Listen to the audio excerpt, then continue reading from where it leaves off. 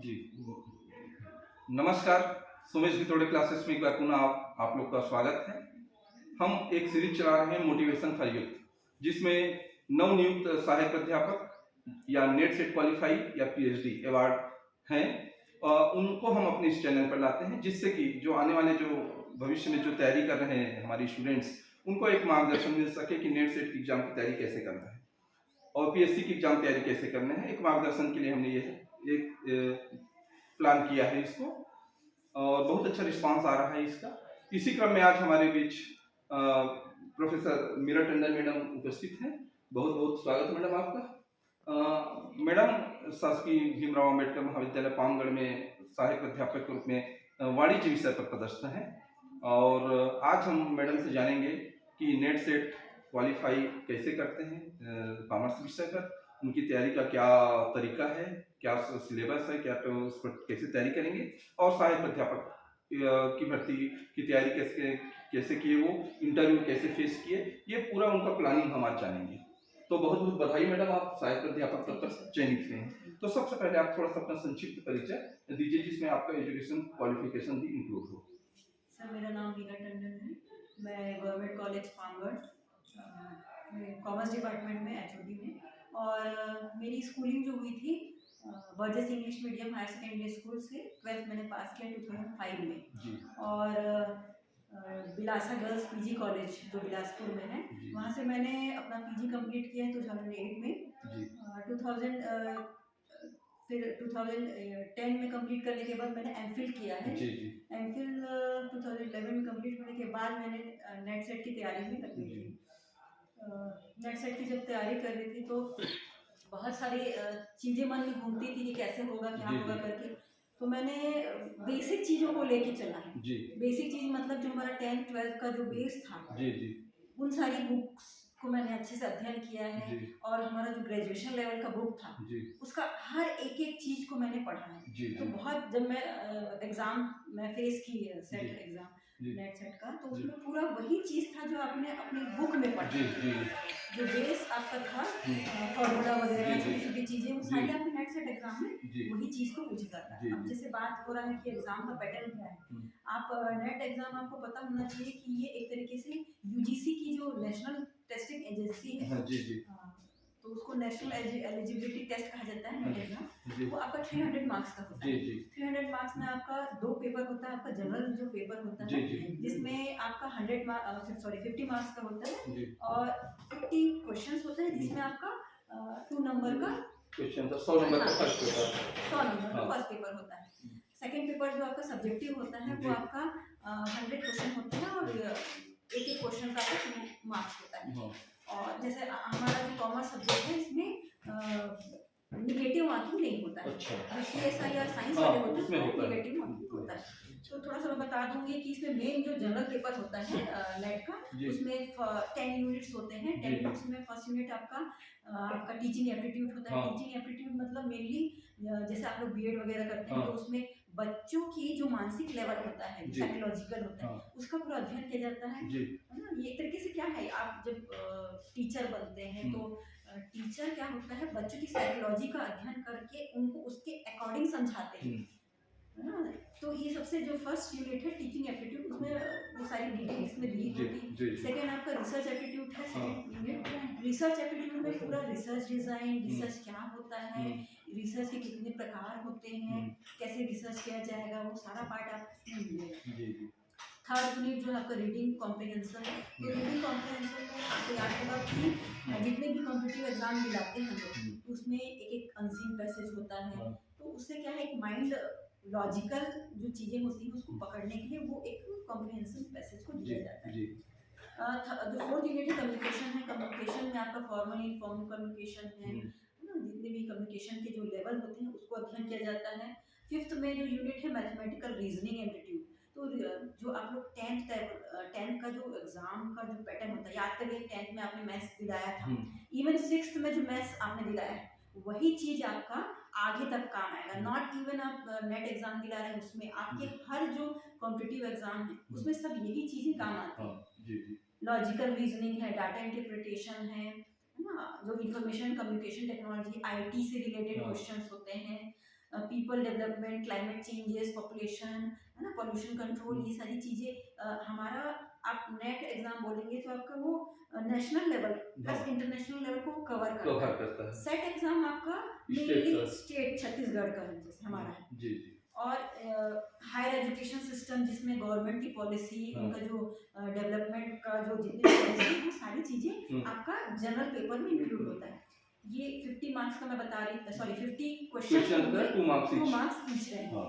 अच्छा, ये जो पेपर है, फर्स्ट पेपर, ये कितना मतलब महत्व रखता है नेट या सेट एग्जाम में? ये बहुत महत्व रखता है सर, क्योंकि ये आपको पता होगा, हम लोग जैसे अपना सब्जेक्ट में स्पेशलाइज है, तो वो ज्यादा याद रहता है क्योंकि हम लोग बचपन से इसको पढ़ते आए हैं। लेकिन जो फर्स्ट पेपर होता है उसमें बहुत सारा कंटेंट है, जीके है, उसमें रिसर्च है, एप्टीट्यूड है, मैथ्स है, कंप्यूटर है, तो इसकी तैयारी आपको ज्यादा करनी पड़ेगी। सब्जेक्ट तो आपकी तैयारी 50% हो जाता है पढ़ते पढ़ते। हाँ, लेकिन आपका जो बाकी जो जीके वगैरह है, वो उसकी तैयारी के लिए आपको, मैं जैसे अभी सुनने में आ रहा है ट्रूमैन्स का एक बुक आता है ना, तो वो नेट के पेपर में बहुत फायदा है, उसमें बहुत सारे क्वेश्चन उसमें से निकाल के दिया जाता है पेपर में।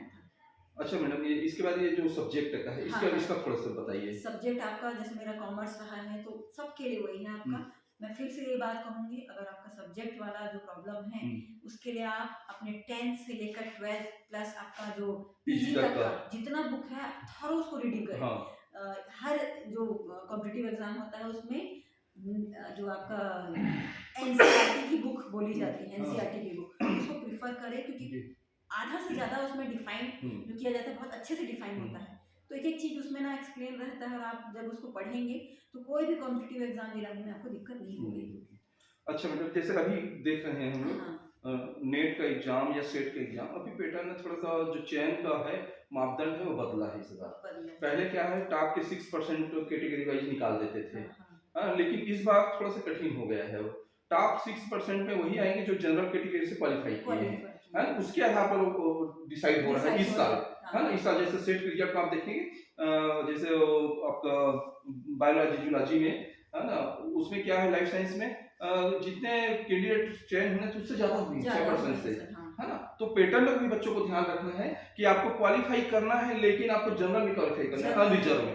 जितने अनरिजर्व में क्वालिफाई होंगे उतने ज्यादा कैटेगरी वाले फिर आगे जाएंगे, है ना। तो ये इस सिस्टम को आप समझिए। पहले क्या था, कैटेगरी में 40% आपको 35% लाना है ना, 35% आप पासिंग मार्क है और बाकी मेरिट में होता था। लेकिन नहीं, अब आपको जितने ज्यादा बच्चे अनरिजर्व में क्वालिफाई होंगे उतने ज्यादा कैटेगरी में भी संख्या में क्वालिफाई में, नहीं तो आप कट जाएंगे, बहुत कम सिलेक्शन होगा। जो कि हमारा भी सीजी सेट का रिजल्ट आया है उसमें देख रहे हैं, क्योंकि कट ऑफ मार्क्स बहुत ज्यादा बहुत ज्यादा है। इसमें 300 मार्क्स का आपका आएगा, तो कम से कम आपको 190 से ऊपर आपको लाना पड़ेगा। बिल्कुल सही। जेआरएफ जो बोलते हैं 1% के लिए, उसके लिए बहुत अच्छी तैयारी करनी पड़ेगी। और जेआरएफ में क्या होता है, अगर आपको भविष्य में पीएचडी करना है तो जेआरएफ करना बहुत जरूरी है। गवर्नमेंट से सब फंडिंग होता है, कोई भी यूनिवर्सिटी से आप फ्री में पीएचडी कर सकते हैं। अच्छा है जी। तो अच्छा, अब उसके बाद असिस्टेंट प्रोफेसर एग्जाम के जो सिलेबस है उसके बारे में थोड़ा बताएंगे। फर्स्ट पेपर और सेकंड पेपर दोनों वास्तव में एक ही पेपर है, पार्ट 2 है। तो सर जैसे मैं 2017 में हम लोग का पोस्टिंग हुआ था, तो एग्जाम हमारा 2016 के आसपास हुआ था। फॉर्म तो 2014 में भराया, लेकिन उस बैच में बहुत कठिन था। बहुत कठिन था सर, क्योंकि कॉमर्स में मेरे को जहां तक याद है बहुत कम टीचर सिलेक्शन हुए थे, प्रोफेसर बहुत कम, 65 के आसपास, बहुत कम, है ना, तो बहुत कम ही थे। लेकिन मैं यही मानती हूँ सर, जैसे पेपर 1 था हमारा, ये छत्तीसगढ़ का जीके, तो सब आप अपने सब्जेक्ट में एक्सपर्ट रहते हैं, लेकिन जो जीके वाला पार्ट आता है प्लस हमारा जो स्टेट का पार्ट बात आता है, छत्तीसगढ़ को हम लोग उतना ध्यान नहीं देते हैं, छत्तीसगढ़ी चल जाएगा। तो मैं बिल्कुल कहूंगी सबसे कि छत्तीसगढ़ी नहीं चलेगा, आप उसको भी सीखिए।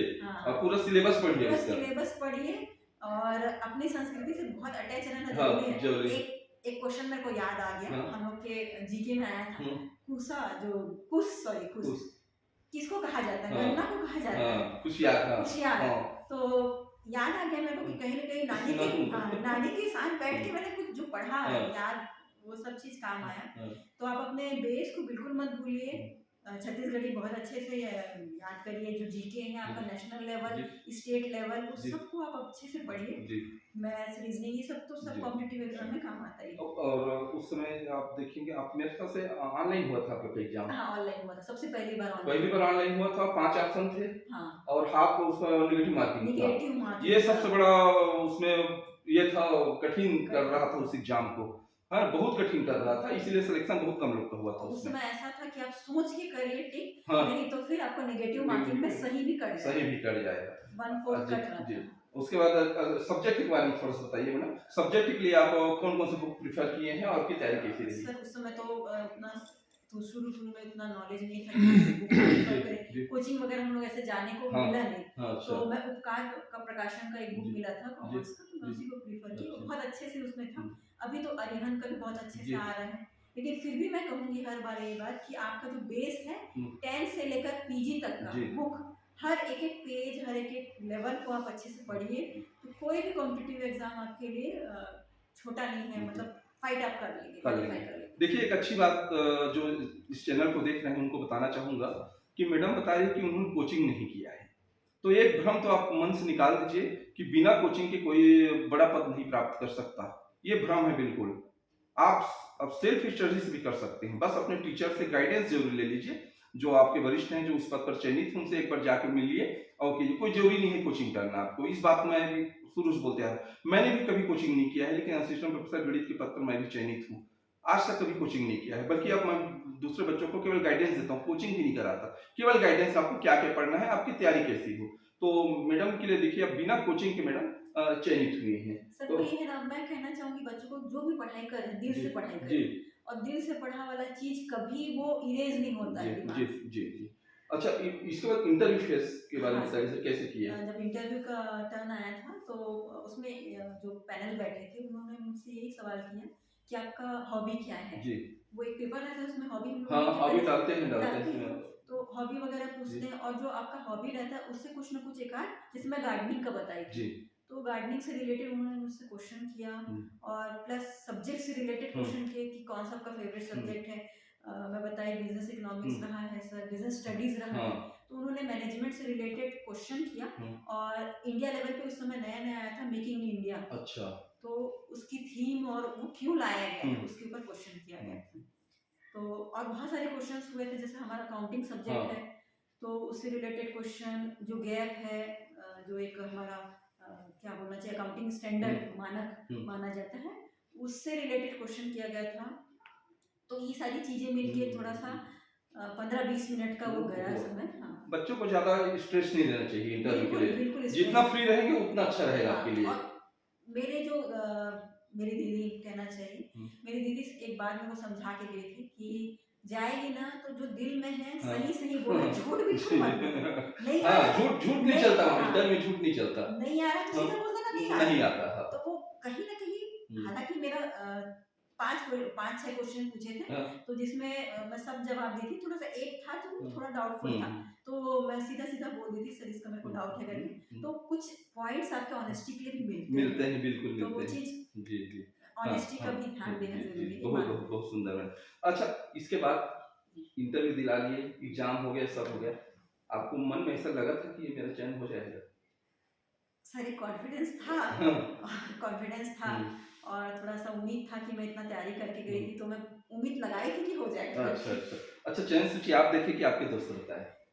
मेरे भैया देख के मेरे को बताए थे कि आपका हो गया करके। तो क्या रिएक्शन था घर में? घर में सब बहुत खुश थे, मैं सबसे छोटी थी। अच्छा। तो उन लोग को उम्मीद था कि हो जाएगा कि नहीं हो जाएगा, और होगा तो कैसे होगा करके। आपका रिएक्शन कैसा था? मेरा जैसे सुने कि चयन हो गया, तो एक मन में होता है ना कि बहुत बड़ा मैंने काम कर लिया है करके।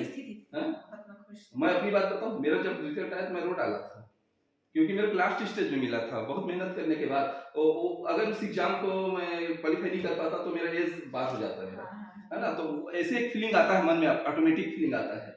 यदि आप जिस पद के लिए प्रयास करें उसको मिल जाता है तो एक खुशी होती है मन में। वो बहुत जी बहुत अच्छा मैडम। अच्छा, आप जाते जाते जो स्टूडेंट हैं हमारे, उनको एक क्या कहना चाहेंगे इस कॉमर्स विषय पे तैयारी के लिए? जाते जाते थोड़ा सा उनको बता दीजिए। मैं यही कहना चाहूंगी कि बहुत से लोग के मुंह से सुनी हूँ कॉमर्स सब्जेक्ट क्यों लेते हैं। इवन हमारे जो ग्रामीण एरिया में बच्चे मिलते नहीं कॉमर्स सब्जेक्ट के, तो बिल्कुल मैं कहना चाहूंगी कि आप अपने इंटरेस्ट को, मैं नहीं कहूंगी आप कॉमर्स सब्जेक्ट लीजिए, लेकिन सबसे पहले अगर कैरियर का आप प्लानिंग कर रहे हैं तो अपना इंटरेस्ट जानिए, हम किस फील्ड में जाना चाहते हैं, हमारा इंटरेस्ट कौन सा है, उस इंटरेस्ट को पकड़ के आप आगे बढ़िए। और बिल्कुल कुछ भी तैयारी करिए, अगर दिल से करेंगे ना तो कोई चीज आप हासिल करने में पीछे नहीं हो पाएंगे। ठीक, बहुत बहुत धन्यवाद मैडम, आप हमारा विचार। और यदि ये जो वीडियो है आप लोग को अच्छा लगा तो जरूर लाइक शेयर और सब्सक्राइब जरूर कर देंगे, और कमेंट करके भी बताइए कि अगला वीडियो आप किस विषय चाहते हैं। बहुत बहुत धन्यवाद। नेक्स्ट वीडियो में आपसे फिर मिलेंगे। नमस्कार।